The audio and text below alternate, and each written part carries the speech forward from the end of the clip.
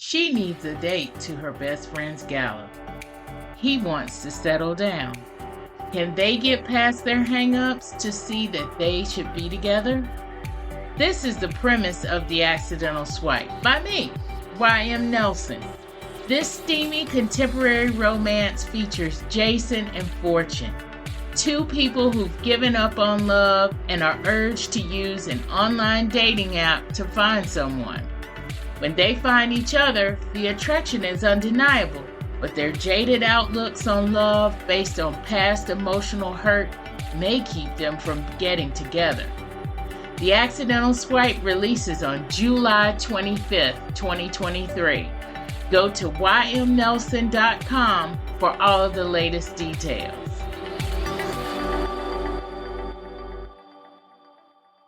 This is the Nerdy Romantics Podcast, and I'm your host, Y.M. Nelson.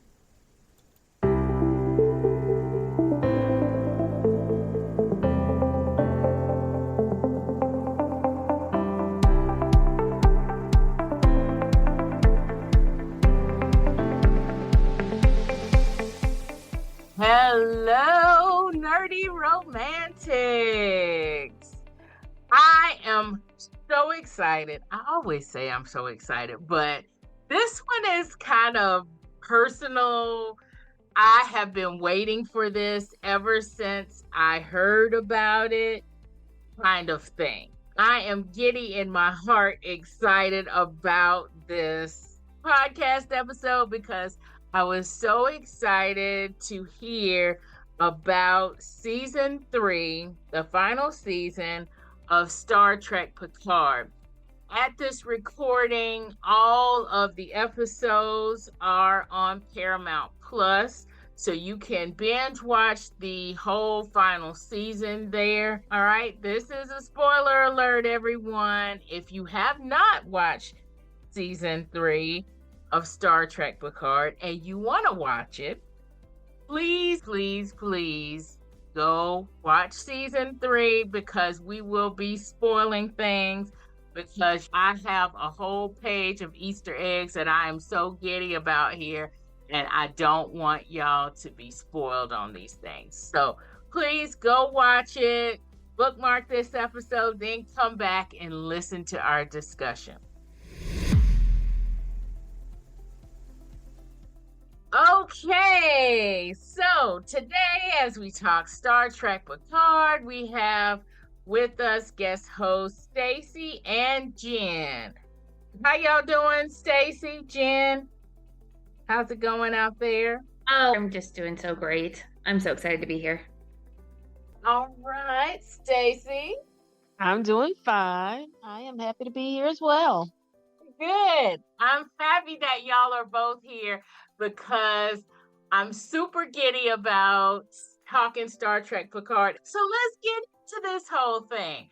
First off, as all of y'all know out there, we've already talked about season 2 of Star Trek Picard, and I did early on in this podcast, episodes 4.1 and 4.2 are about season 1 of Star Trek Picard. And what I want to kind of start off by saying is that I think out of the 3 seasons, for me, if you are a fan of The Next Generation, this is the closest one to that. And B, to me, this was the best one out of all of the 3 seasons of Star Trek Picard. So, Jen, what about you? What do you think, or what were your impressions? Okay, so I came to love this season. I will say that. But I was super confused in the first episode. I'm just going to be honest.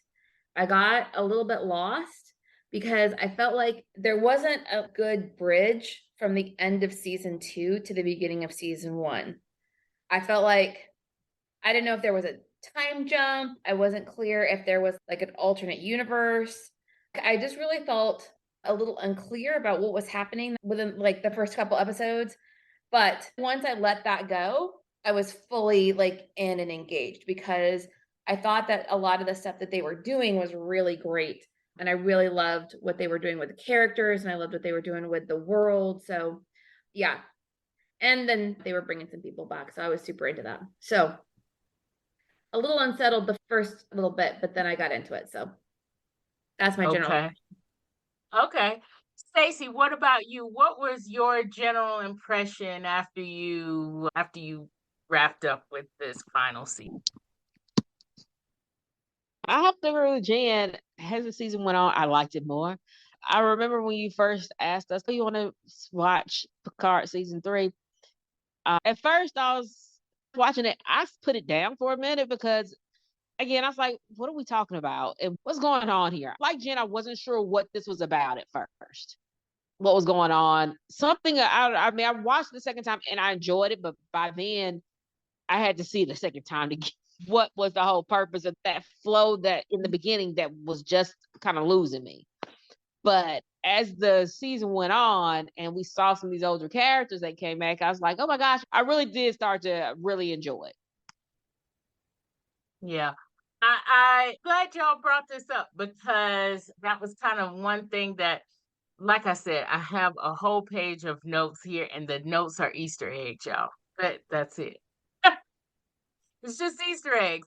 So when I'm saying Easter eggs, it's more like I'm giddy about seeing these things again because I knew that going in, we were going to have the gangs all here kind of feeling. But you're right about just going into the story. That first episode, actually, it took me 2 episodes to really understand exactly what was going on because it seems like season 2 was kind of like this is what happened, and then this season 3 is almost like maybe a time jump from 1 to 3. It doesn't seem like season 2 is now connected with this at all. It seems like season 2 is like its own thing out there in its own world. Mm-hmm. And season 1 was kind of giving us that little bit of nostalgia and all of that kind of stuff. And then we time jump. We get season 3 where there's this crisis happening, you know? So it's almost like season 2 didn't even really happen. This is not in the same timeline, in my opinion. But they did have a brief little timestamp, I think, somewhere near the beginning of the first episode, but I can't remember what that timestamp was. It didn't make sense. Nothing is like contiguous with what we saw in season 2. So it threw me off. And at first, I was like, what are we actually doing here? So, y'all talk to me about kind of what you expected going in versus what you got going in. Or did you expect anything going in? Stacy, your mic is open. Oh, man. I didn't have any expectations when the season started because how the first season, the second season, it's not like a continuation of a storyline. So Mhm. basically, it was just whatever happens, happens. To be honest, part of me is thinking like, I love Patrick Stewart, but I was like, he's getting old. How many more can we put out?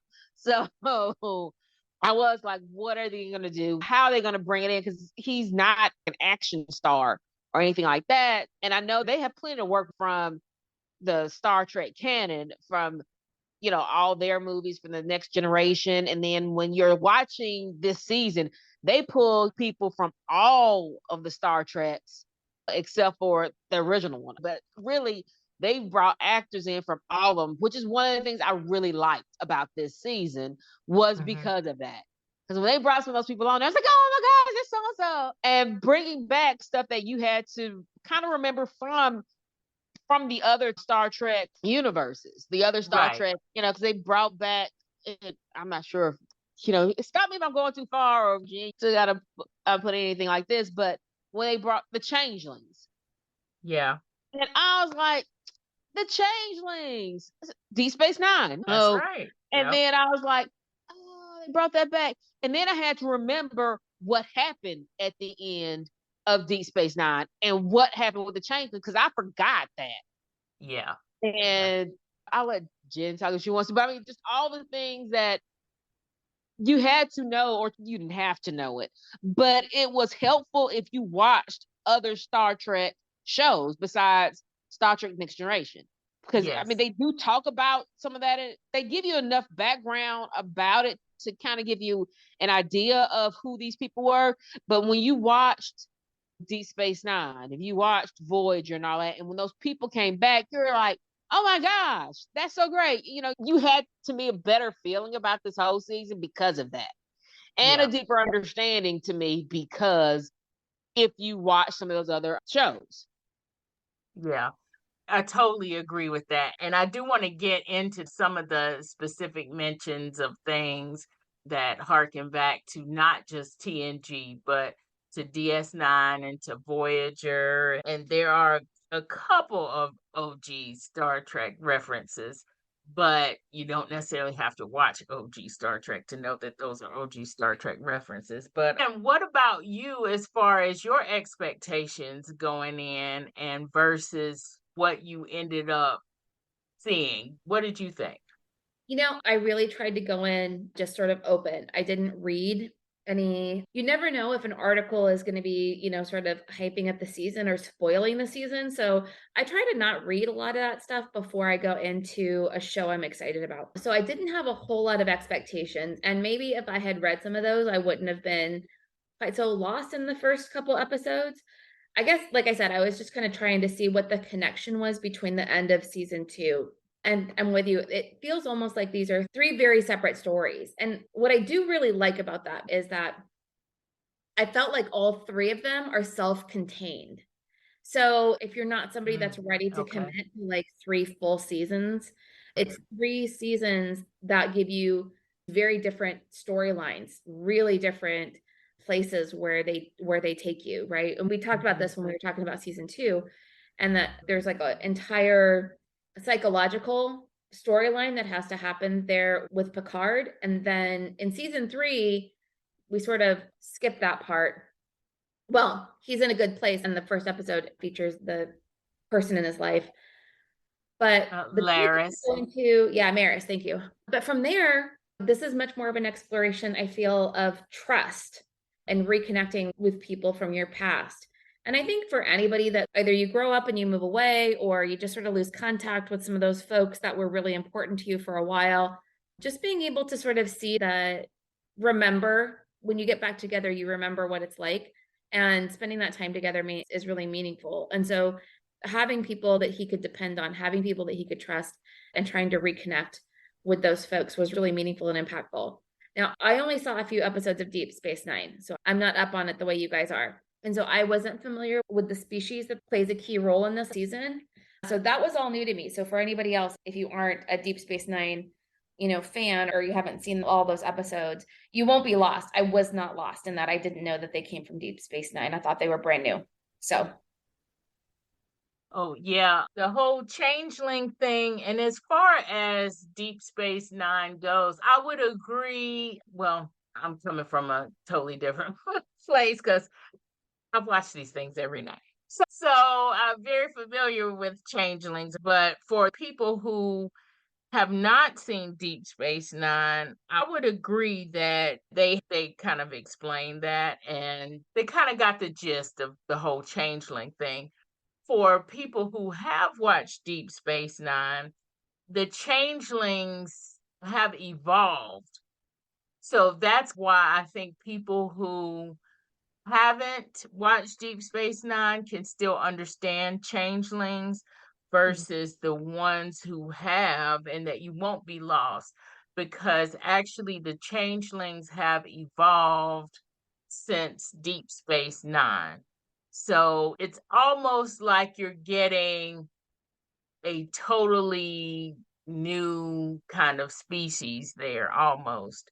The one thing that a Deep Space Nine person would probably appreciate about the whole changeling thing And Stacy, feel free to chime in or disagree. But one thing that you appreciate is that they did connect the fact that in Deep Space Nine, basically most of Deep Space Nine is a war, right? Most of the series is a war between the Alpha Quadrant species. It changes, so that's why I'm not saying exactly who, but the Federation is always against the changelings. But it changes as the war goes on. But it's mostly a war between the Dominion, which are basically changelings, and the species that they control, and the Federation and other species. But, And so they connected in the fact that even though the war is over, stuff happened, and that stuff lingered. Just like war, there's a lot of bad stuff that happens on both sides, no matter who wins and who loses. This is regular real life war.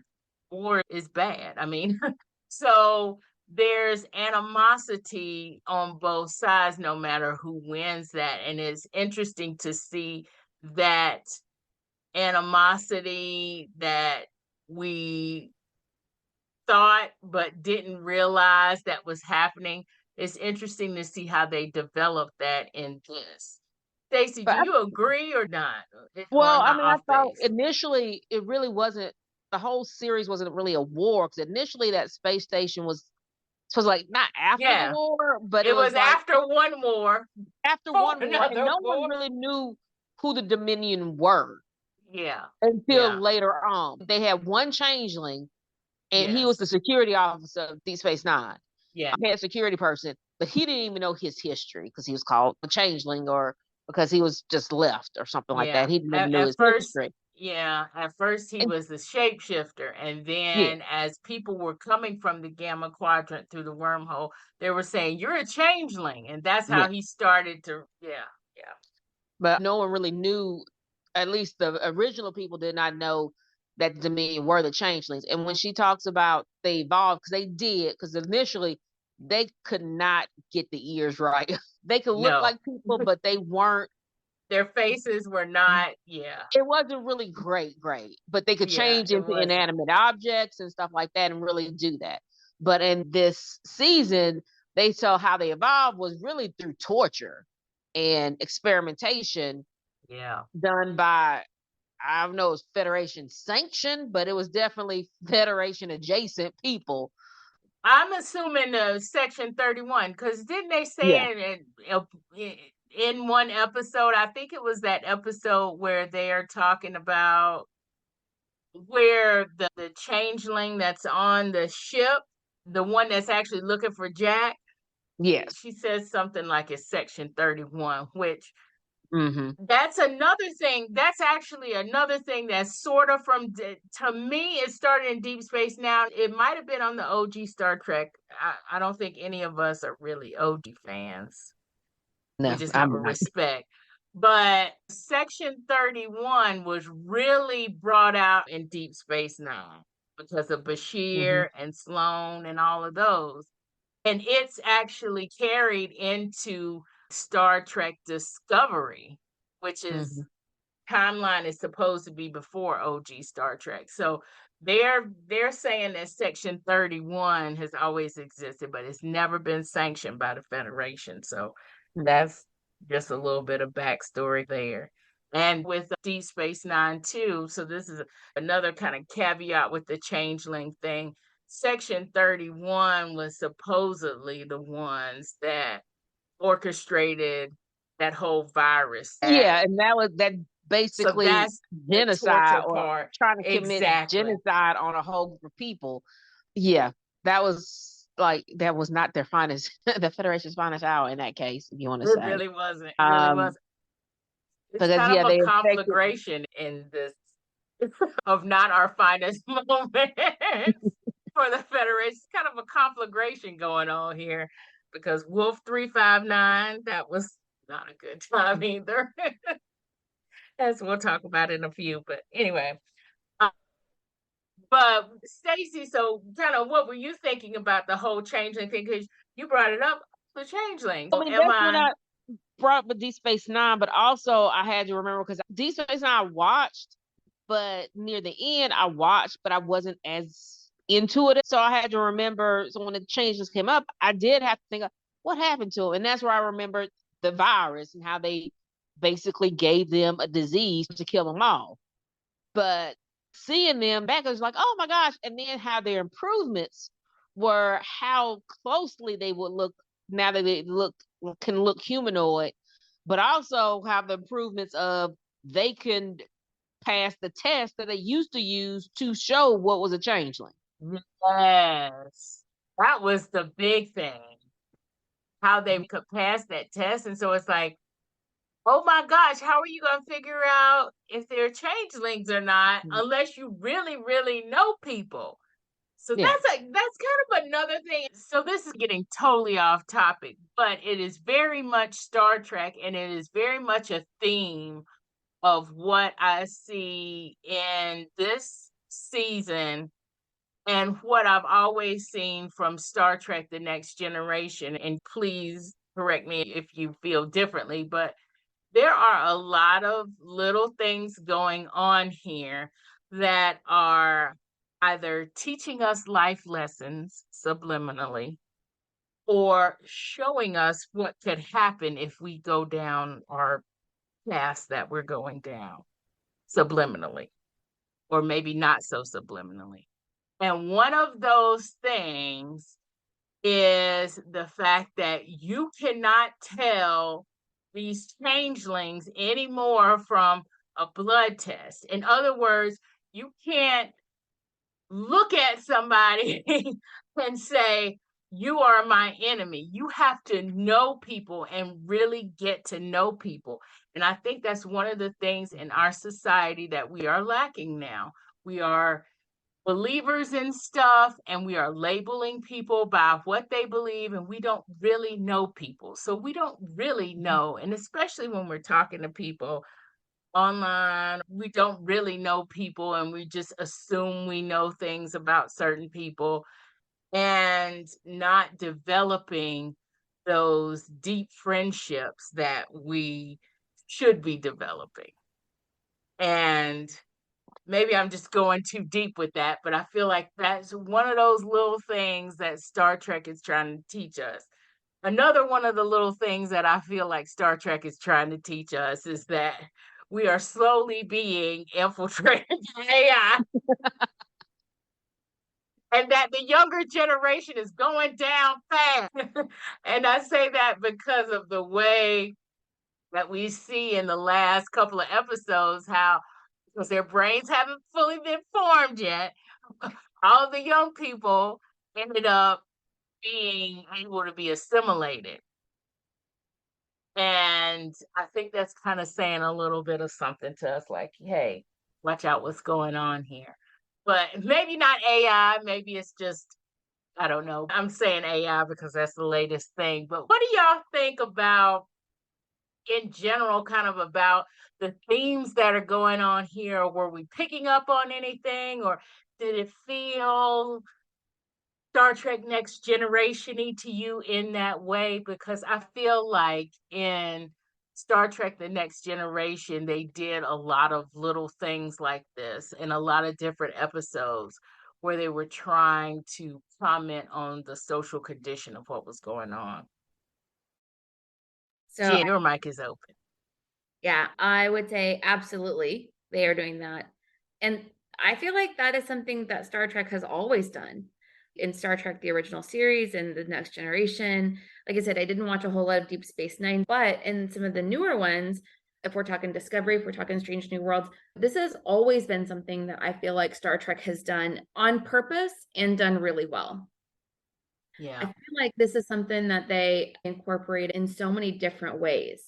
And so for this one, we have the changelings, but there's a whole discussion of trust about who do you trust and why do you trust them. One of the things that I thought was really great that they did is when the mighty Picard comes onto your ship or shows up at a meeting or just sort of appears, it's always like, oh, Jean-Luc Picard, you're here. And people just sort of do whatever he says. And then we get this new oh my God, the captain's name is escaping me. He decides to, well, he decides to steal it, but whatever. But we have this captain who's like, no, you are somebody who breaks rules and you are not in charge here. This is my ship and I'm not doing what you say because you are the mighty Picard.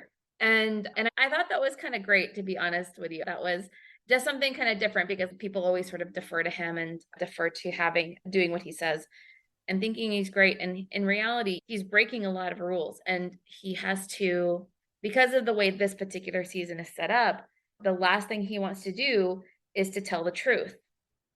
So he's not telling the truth, but he's doing it because of really good reasons. And he's doing it to help a friend. So we find ourselves in kind of that great little morality question that's always good to ask ourselves. But yeah, I definitely feel like there's a lot there that they're trying to convey in terms of social commentary. So Jen was talking about Captain Liam Shaw, which I loved his character, by the way. And I didn't want to like his character because he was coming off all. Thank you. Yes, he was coming He's off. so grouchy. He Yes. is so grouchy. Yes. He is having none of this. We are not going on an adventure, people. We have a schedule that we are going to keep, and here's where we're going. And I know he's intended to be a killjoy. Now, he did do some other things that definitely rubbed me the wrong way, and we can get into that one a little bit more. But the fact that he was so grouchy and such a killjoy, was so refreshing. It was hilarious to me. At first, it was coming off like, you're the bad guy. I don't want to like you. But then I was like, no, he's not the bad guy. He's just the curmudgeon. He's just the cute curmudgeon guy. I mean, yes, he's rough and everything. Say that again. I was just, but at the same time, he was kind of right in the sense that we have rules and regulations for a reason. Just because you are Captain Picard, or I'm sorry, Admiral Picard, you can't be just doing this. I mean, I understand. And also when you hear his history with Picard, and like when Picard was locucious, it's like, you almost got me killed. You got all my friends, all my crew members basically killed because of you. Yes. And so he didn't have the stars in his eyes about Picard. It was like, I know you as Locucius, not Picard, and I know you came back, but that doesn't nullify the fact that millions died. Right. And he doesn't say that. I think he said millions died, or did he say thousands? He did. He said millions. Millions died when you were Locucius, and you indirectly caused the death of millions of people. And just because you've done all this stuff, he's not letting them pass on that. And yeah, and I liked his character too, and he had a good arc because we saw that he did understand at the end of some, especially with his, what kind of rubbed me the wrong way is less with Picard, because I could understand that, but how he treated Seven. Yeah. That I didn't like initially, but then he did turn around on that. Because, later on we see what he did, the video thing on her at her, not hearing, but wherever she did her, I was like, she had a cap performance review for Captain's Evaluation. So you can see that he did understand it at the end. So it wasn't solely like his whole bad character, but he understood. He just didn't have the same feeling for Picard like everybody else. He didn't have him. Picard wasn't a hero to him. He saw Locucius. And I could understand after millions died, and especially these millions of people, a lot of them were friends and coworkers of yours. I might be seeing you differently too. I see him as Picard, but you might see him as Locucius. Exactly. And, when he said that, and he said that like in the first episode that we meet him, but when he talked about Wolf 359, that brought me right back again to DS9, because that is why Captain Sisko, Commander Sisko at the time, did not like Captain Picard. And in the first episode of DS9, he's supposed to go and meet Captain Picard. That was supposed to be the spinoff episode. That's wasn't the exact spinoff. I think that's the first episode, DS9 spinoff part, because there's actually a spinoff episode in TNG. Commander Sisko says, "Oh yeah, he wants to meet me." He just kind of ignored it until Captain Picard actually comes on to DS9 and meets Commander Sisko. And it is obvious that they don't like each other. But they don't like each other because when Captain Picard was Locutus, Sisko was on a ship at Wolf 359. That's how his wife gets killed. So immediately when Captain Shaw says that in Star Trek Picard in this final season, my whole feeling about who this guy was in the series just changed in that instant, because it harkened back and I said, oh, okay, I see what this is going to be. This is going to be kind of like a play against this situation kind of thing. He's going to be this character, but he's going to be a little more layered. He's going to be complicated.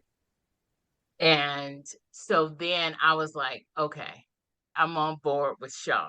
There are other people I'm not on board with, but I'm on board with Shaw. So now that we are talking about Captain Shaw and about characters, let's get into these character relationships and talk a little bit about the favorites that we saw, some returning characters that we were surprised to see.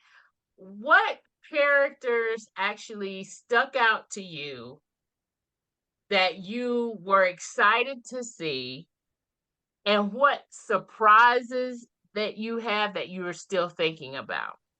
Okay, so I'll start because that's kind of loaded.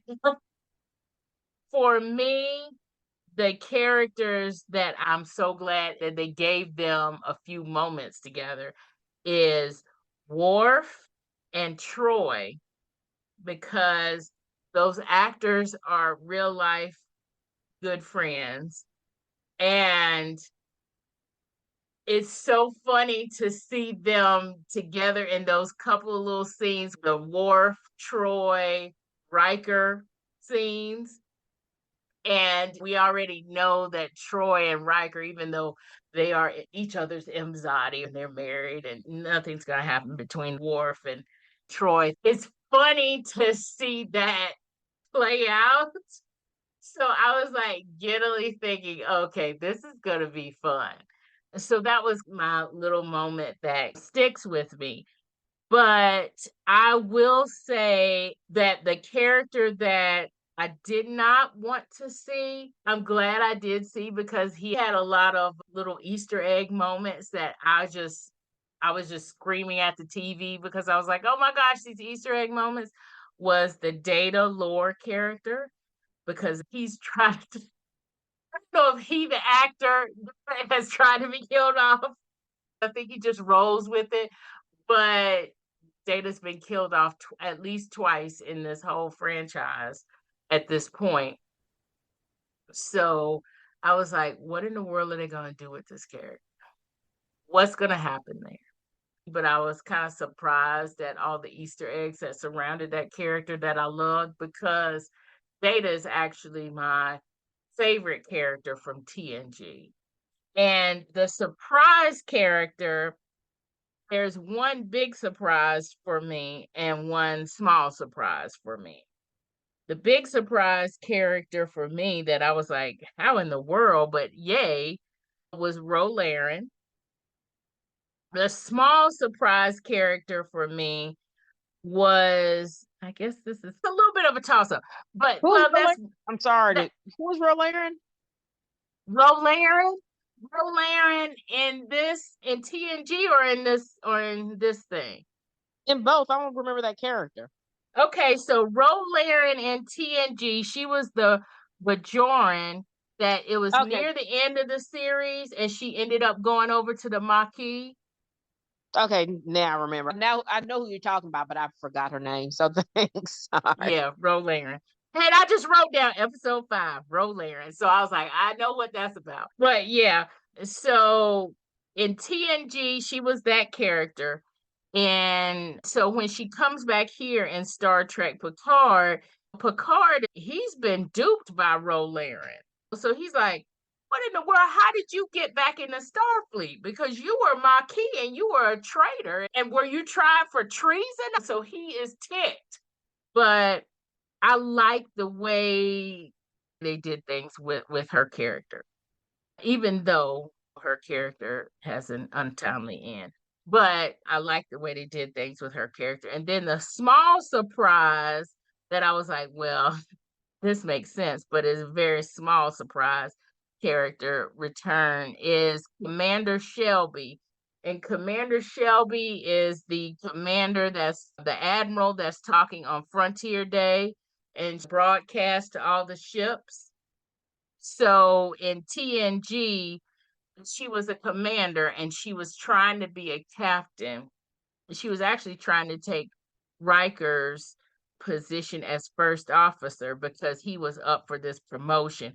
And it was an episode before the episode where Captain Picard becomes Locutus. She's on 2 episodes.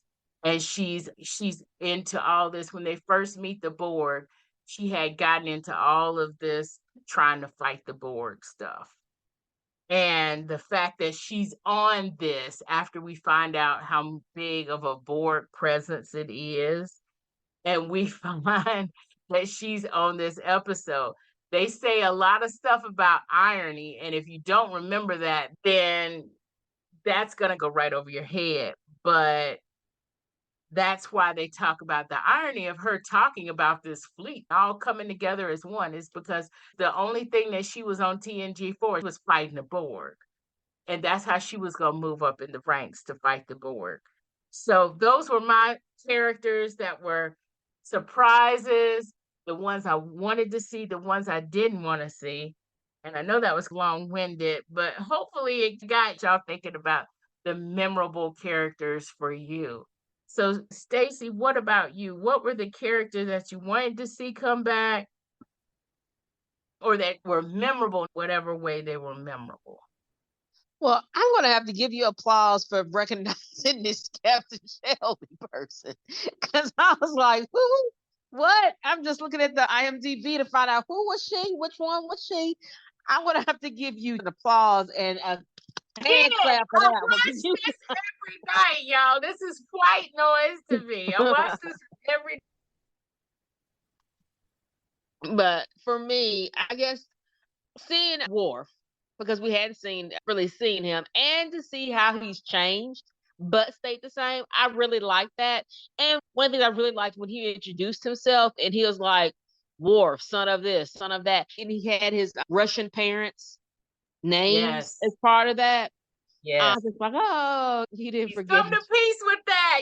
Yeah. Come to peace with that. That yes, he added his Klingon heritage, but also his adoptive parents' Russian heritage in there.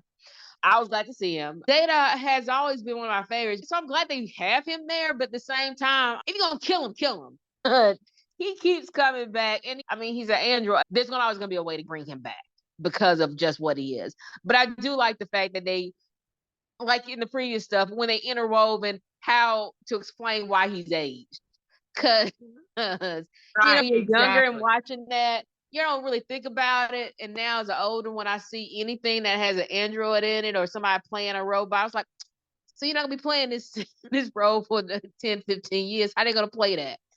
And now you see how they do that. So I was glad to see those two characters. And like you said, the interaction. Because for a while, Worf was dating Troy. They were seeing each other or had something going on at one point. And you could tell Riker remembers that because some of the stuff Worf would say, he's like, come on, you know? Yeah. He's like, we're married. I'm right here, dude. I'm right here, you know? So those were the things that I really liked. One of the things that surprised me was when they were finding the Data lore. Oh, and that part too. The battle between Data and Lore, that internal struggle thing. Yeah. But when they were trying to find him and all this stuff was happening in that Crow or the Raven and Moriarty, I was like, I remember that episode. Yes. And that was like a surprise right there to see that actor who played Moriarty, and that whole episode of where that Moriarty character becomes sentient because they said create a character smart enough to defeat not Sherlock Holmes but Data. Right. And I was like, oh, they brought him. So that was one thing for me. It was quick, and he didn't really have a big role, but I did like to see that we saw Torvok. Is it Torvok? Who did the Tuvok with Seven? He did that thing. He did the performance review with Seven. I was like, I'm glad they brought you in because that was I think that's the first time I've seen a Black Vulcan at the time. Yes, I think it was the first time they ever showed really one on a TV series. So it was just great to see him. Granted, he wasn't long, but it was at least good to see him. And then they brought back the Borg, which I don't think we've even mentioned that. The whole thing is they brought back the Borg. And because I thought that with last, and like you said, it's like last season happened. With last season, I thought that ended the Borg storyline, period. But it did. And the fact that they brought it back, but they brought it back in such a way, and I think this goes to kind of, I'm not sure if we talked about this. I talked about the social commentary kind of thing, how they were just so insidious when they had the Borg, but the insidiousness of how they came back. Like you said, how the young people were affected, but what they did was by using, number one, they used all the enemies that the Confederation did not think they had. They used the changelings because they had an axe to grind and used them to infiltrate the Federation and then put something in. So every time when they transported people over, hey, we're going to integrate some of this. We're going to upgrade you to integrate this with you without realizing it. And I think that's kind of the thing that we're kind of seeing now, like we said, social commentary, how technology has integrated all facets of what we do. I'm just thinking about me and travel, because I used to travel a lot for work. When I first started traveling, I just had a cell phone, not even a smartphone, had my cell phone, a map book, and MapQuest documents to get around. And growing up, when I went to high school, cell phones really weren't that big. So I would drive around in my car without really a phone. Or if I forgot, it wasn't a big deal. Now if I leave the house and I forget my cell phone, I'm like, oh my gosh, what would happen if I'm stranded on the side of the road? It's like, that's always been the issue. But why is it now, it's that the cell phone or any kind of technology is so integrated with what we're doing in our lives? I mean, before you just call, hey, I need to call customer service. Now it's like you got to go to chat and then see, hopefully you might get a person or just going anywhere. I remember I used to know how to get to places. Now I'm putting the GPS on all the time and I might even know how to get to the place, but I need to know there's traffic, Right. And just the way the phone listens to you. I mean, there are things you talk, or maybe you did search on it, maybe you said something, but then you're seeing it in your search results or coming back as a cook. You're seeing that stuff in and how it has gone into everything. But that's what the Borg did. They just secretly got into everything using the changelings, using their technology, so that when they flipped the switch, no one could do anything about it. Exactly. That was big to me. That was a big flashing light. And I feel the exact same way as far as what you're saying. And that's what's happening. It's like technology is just integrating little by little in our lives and taking away little by little pieces of us. Right? At first, it was a password. Now you can look at your phone. It's a face print or it's a thumbprint. And that's taking a little bit of who you are, right? Alexa is listening to your voice, these kinds of things. And that's just big social commentary right there, and having the Borg as a whole being the evil character that delivers that message. That's interesting because it was in TNG, Borg was the other. Borg was the thing. that, is out there that is just straight evil, right? They didn't have any redeeming qualities. The only redeeming quality was 7 of 9, and that's only because they were able to extract the Borg part out of her. True. But at the same time, when you listen to Jack Crusher. Oh, yes, Jack Crusher, yeah. Which we find out who his father is, and I don't want to take anything from anything. Spoiler, Picard, which I'm like, really, Picard? That's Captain Kirk. That's Captain Kirk behavior. What are we doing? But with him, but it's not Captain Kirk behavior, but not necessarily, because that was Beverly. Him and Beverly, let's be honest, they had a thing. They had a relationship, but I'm just saying, just having kids and not knowing. But yeah, having kids, that is a Kirk Captain thing. Kirk behavior. He had a girl at every point. Yeah. He had a humanoid at every point. Let me say that. Yeah, space horror. Yes, he was. But now I just lost my train. I'm talking about him. You were talking about Jack. I'm sorry. You were talking about Jack Crusher. We were talking about at first when we first see the Borg in TNG, they're like the other with no redeeming qualities. And now here we're seeing they're infiltrating everything. But the thing when he was within the Borg, and I think Captain Picard also talks about it, is I know they're evil because they try to assimilate and bring everybody into the Borg collective, that kind of thing, by assimilation. But at the same time, when you hear them describe it, it's this sense of belonging. Yes. Of never being alone. And since he grew up never feeling like he belonged anywhere, that he never was part of something, and now he had that. And Picard talks about that too. It's a trap, but at the same time, I think it does speak to people that we are social beings, and the thought of actually being in the group or whatever where you don't have a sense of being alone, that you are part of a group, that you are working together for a purpose. And yes, it's wrong because you have to assimilate and lose all individuality, but at the same time, it is that sense of fellowship. Well, I'm not even sure if it's fellowship, but it is fellowship in a way. It's an all-consuming kind of fanatical fellowship that the Borg has really created. Yeah, exactly. Yes, they are evil, but at the same time, you think of it a certain way. Can't say they don't have any redeeming qualities, but because we're all the same. I mean, we like the Smurfs, and they're all the same. But but that's the whole thing, is that feeling of community that they were engendering, which, granted, it's at the expense of your own individual culture, but up to a point, I can see that in a way as being redeeming in a way, but not really. I mean, it's a line you straddle for that. Yeah, exactly. I think it's a line that the U.S. straddles continually, trying to be individual, but trying to be the United States.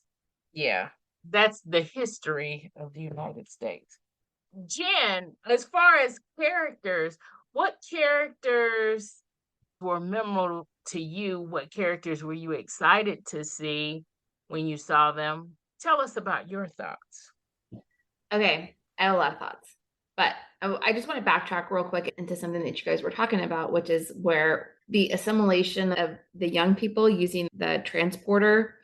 And one, I really liked that idea that there was kind of this desire to sort of get the young people on board and get them into the collective, and we can just ignore all the old people because the old people are causing problems anyway. And it did definitely, we talked earlier about like what was the social commentary, and that was definitely one of them that I thought about, because people that are under 30 have a very different relationship with technology than people that are over 30. And it's absolutely fascinating to watch just how different they behave and how they integrate it into their life, the attitude that they have about it, and the way that they see its usefulness and purpose. So not that any of the young people in this particular season had the option to accept the programming, but I thought that was just a really interesting sort of differentiator between who was chosen and who was not chosen. So that said, one of the characters that I did not think was going to make an appearance is the Borg. I really thought that, like I said at the beginning, the whole season 2 thing, because it was sort of this alternate timeline. That's what I meant. I don't understand if it was like an alternate timeline. Did it happen? Did it not happen? None of them seem to make any reference to their very good friend who is now a Borg queen. None of them seem to have any connection to that storyline. So that really confused me to start off with. But if we take these as each being sort of individual and potentially alternate universe type situations, then we're just going to move forward. So the Borg was one that I did not think was going to appear. I was really happy to see Geordi because he's one that hasn't popped up in the other episodes. We've seen Riker, we've seen Deanna, we've seen Data, obviously, but Geordi is one that hadn't shown up. And the other one that I really, really enjoyed was Worf. I loved seeing Worf, and I loved the storyline that of what he's doing and sort of the person that he's become. And certainly that was a journey that a lot of that arc happens within the context of the Next Generation show. But I really liked being able to see him kind of become this meditative person who could still take your head off before you can blink. So, you know, I really liked it. And I liked the way that they incorporated him by giving him the handler storyline.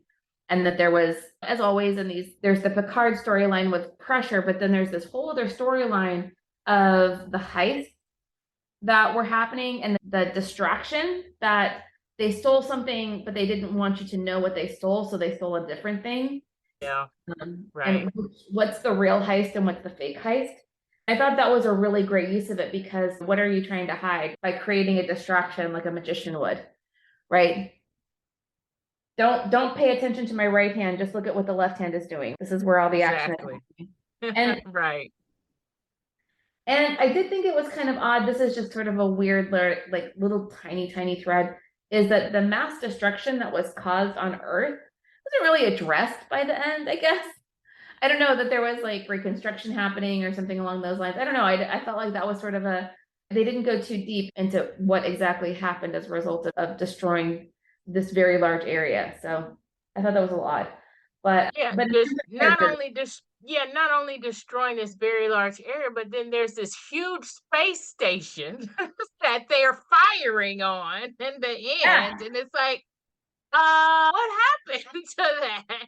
Yeah. Are you guys how many did we kill the innocent people that were being controlled, or what's happening here? So it was that part I think was a little odd. And the thing of it that is kind of odd is that I didn't have that feeling so much about the other seasons in Picard. I didn't feel like there were threads that were dropped. Does that make sense? I felt like in the first two seasons that the storylines and the situations that they introduced, they tied everything together. So it felt like a very nice package. Where this one, I felt like they did that for the familiar characters and for the people that had been in Picard all 3 seasons. I felt like they did a good job with that, but less so with some of the more external parts of the story. I guess we're just sort of left with the idea that somebody else is going to take care of them because we're all retired now. So yeah. But yeah, so Worf and Geordi were my 2 favorites to see again. I didn't know if we were going to get Geordi in this or not. Like I said, I didn't read ahead. So Rainbow. No. Reading Rainbow. But to say about with that, so last week I was trying to catch myself up. So I was watching it and my parents had come to visit. At that time they were visiting me here. So I'm watching it with them, specifically with my dad, because he's paying more attention. And we watched like the end of it, and he did mention, so did they kill their parents? Because we saw that they were taking over control and they were firing on people. It's like, so their all parents died. They're not going to mention any of the old people. How many died? My dad was just bringing that up because and that's true. Like a lot of people died again. It's like Locutus when we just Right. think It's about like Wolf Locutus. 359 all over Yeah, again. it's all over again, but now it's his son. And now Yeah. he's already an ensign or whatever he was at the end of it. And I'm like, so nobody gonna bring up the fact that because of him, how many million people have died or thousands of people have died because of him. And now you get to be a captain?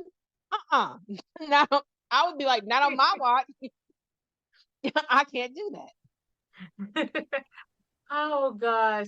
Now that you're mentioning that, it is this weird leap or just a thread dangling that they did not have in seasons 1 and 2. And in fact, we talked about this for season 2. They wrapped things up so much that we didn't even really need that last episode. Remember, we talked about that? It was so wrapped up that that last episode felt tacked on at the end. But before we talk about storylines and stuff like that, because I do want to talk about that, I want to go back to what Jen was saying about the end of season 2 and the Borg and the fact that the Borg are here now. That was also confusing to me as well. That was the one big thing that was confusing, and that was the one to me negative. If you're a person who's watched all of these all the way through, you don't know exactly where we are as far as the Borg are concerned, because if you're looking at the last season, the Borg queen that we know is, or that we kind of reminisce about maybe from previous movies and shows, she has a little bit of a reboot, but then she is also being encompassed by their friend, the doctor. And so at this point, we're thinking the Borg is actually, they're almost becoming like a tolerable part, a species that we can work with, kind of like Cardassians, right? They're a species that we can work with, but we don't really sanction in everything that they're about. But now, as we're looking at in this season, we're looking at the Borg. This Borg Queen is actually played by the actress who did play the Borg Queen in TNG and First Contact and all of the other ones. So this is the original Borg Queen. The actress that played the original Borg Queen is playing the Borg Queen here. And so to see that, and then to see the state that the Borg are in, it is jarring. Because it's jarring on one side because I've seen season 2 and I thought, okay, I thought the Borg were supposed to be a species that they were trying to work with here against another threat that was supposed to be on the horizon, right? But on the other hand, you have a little bit of that nostalgia because this is actually the actress who played there is the same actress. And so we get that little bit of nostalgia there, and we get that little bit of, oh no, these are the Borg that we knew from TNG. And of course, we're bringing Locutus in with Captain Shaw talking about him being Locutus. And then that's how Jack Crusher came to be part of the Borg, is because of all of this stuff that's happening. So it's almost like we've just skipped over season 2 of Picard. We've gone back to TNG, and now we're coming back again. We're jumping forward again as if season 2 didn't happen. And that was a storyline that totally threw me off. Even though they tried to kind of explain it, it threw me off. So for Staci, Jen, hey, you can tell me what you think about that storyline. Although I think, Jen, you kind of said kind of how you feel about it. But For you, what were some of the stories that kind of stuck out with you, whether it was good or bad? I feel like once I went, okay, let's assume season 2 didn't happen. And I watched it with my husband, and he was saying that there are sort of these different Borg. He described it as like different Borg communities. And I don't know, that didn't quite sit right with me. But kind of once I got past it and imagined, okay, well, season 2 didn't happen. Like I said, like it's an AU, then we'll just kind of go with it. So I just kind of went with it. So I wasn't too mad about it. I feel like I've said all the other stuff I need to say though about that. Yeah. And then as far as any other storylines that kind of stuck out, you mentioned the storyline about the heist and the fake Yeah. heist. That was definitely a cool storyline. Any other things that kind of stuck out with you, storylines or maybe relationship Yeah. dynamics that changed that kind of stuck out with you that you wanted? Okay, so two things. One is that at the beginning of the show, Riker and Deanna are on the outs, right? That Right. they are not in a happy, healthy place. And the last time we saw them in season 1, they seemed like they were in good shape. So Exactly. I that was one where I really felt like I missed something that happened in there. And I don't know if I actually missed it or if they are referencing something that happened. Yeah, I was really lost as to why those two were on the outs. So that said, I feel like for that reason that Deanna was underutilized. She would appear on a screen every couple times until we got to the very end. So since she was one of my favorite characters in The Next Generation, I actually wanted to be a therapist partially because of her when I was getting ready to apply for colleges. And so I felt like I kind of missed out on that a little bit with her and really wanted to see more from her. But the other relationship that I thought was really interesting, and I think that they did do a really good job with, was the complicated relationship between Picard and his son. So the idea is that he had no idea he existed because as soon as Beverly found out, we're totally spoiling things, right? We are totally spoiling it. Yes, Okay. I've given a So, spoiler alert. okay, Spoiler. so Beverly finds out she's pregnant, and even though she has this deep love and longtime friendship with Jean-Luc, she goes full silent treatment on him and just ghosted him completely. Just was out of his life. I don't want you near my kid. And that felt really strange to me that she would do that she would just not even have a conversation about it. I mean, I guess like you can kind of go with the idea that the mama bear instincts kicked in and she's like, this is my kid. And Picard is not a safe person to be around because he has so many enemies. But at the same time, what are the different choices that he would have made if he could have been in his kid's life? And here's the thing. There's a lot of romances that have secret babies. And I am not a secret baby fan. I don't like it. I can kind of almost sort of understand it in like a historical context, but there are so many ways to communicate in our world today and in the world of Star Trek that I really struggle that they could not have any level of conversation, that she just cut him out completely. And that is a betrayal of a very, very deep and difficult to forgive level, because she didn't even give him the chance to say, okay, let's come up with a plan together, or I understand how you feel and this is how I can see this working. Just didn't even give him a chance after literally being friends for whatever it was, 20 years, right? 20, 30 years of friendship just down the drain. Yeah. That was, I mean, that's hard to watch, even though they had this, so the son is like 20, 21 years old, right? So there was that difficult thing. And then you see the relationship that the son and Picard are trying to figure their way through. And they've got that one scene where he sees him in a bar and says, hey, how come you never had a family? And he's like, oh, the only family I've ever needed is the Federation. Right. And kudos to the actor, because you can see the pain that is causing him to hear that. And I think that the implication is that he's a teenager when they have this conversation. So you kind of go, okay, that would really suck to hear your dad say that. Like, I'm here to connect with my dad, and that's how he feels about family.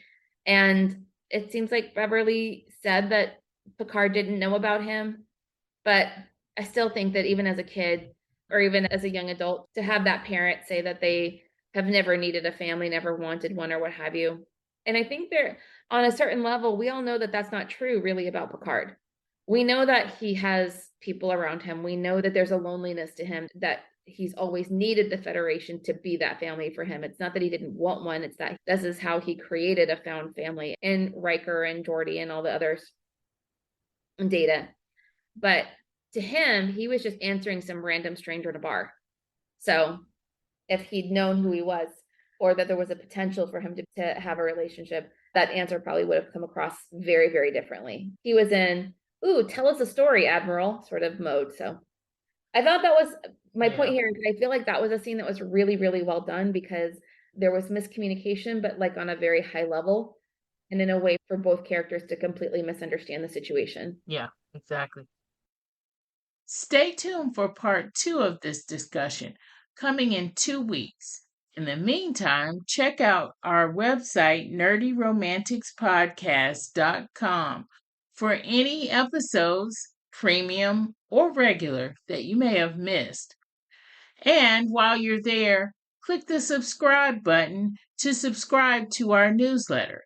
That way you get show notes and other good information right in your inbox.